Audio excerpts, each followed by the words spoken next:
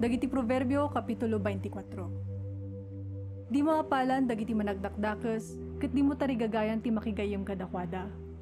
Tapang panunutan dalang ti mangriribok, ket tunggalag sa uda, adda mapasakitan.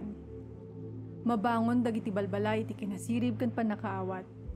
No sa dino ti ayan ti panakamo, mapuno dagiti kwartuna kadagiti agkakapateg ken agkakapinta sa bambanag. Nasaysaya ti masirib ngem tinapigsa. Wen, naimimbag ti ammo ngem ti pigsa. Kinagpaysuna, masapol nga adda naannad a panagplano sakbay mapan kay ti paggugubatan. Ket no addo ti naimbaga pamagbaga, dakdakkel tinamnama ti panagbaligi. Saan a maawatan ti maag dagiti nainsiriba na pagsasao. Saan na mabalin ti makipartisipar kadagiti importante a pagsasaritaan.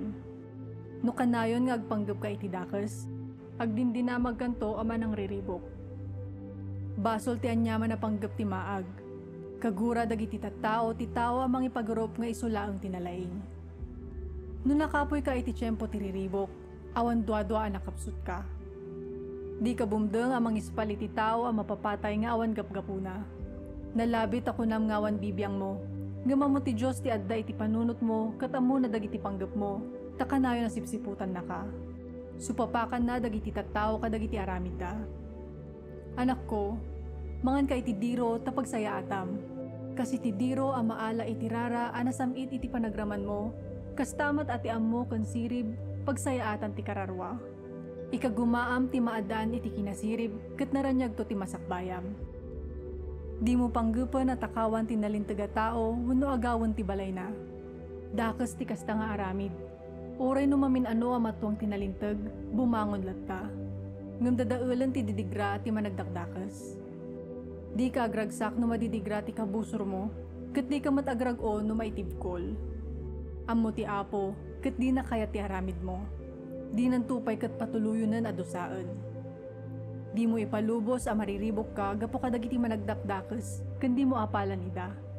Awan ti masakbayan ti dakes sa tao, ket awan namnamaan na. Anak ko, agbuteng ka iti apo, ken agraem ka iti ari. Di ka makibiyang kadagiti mangsukir kadakwada.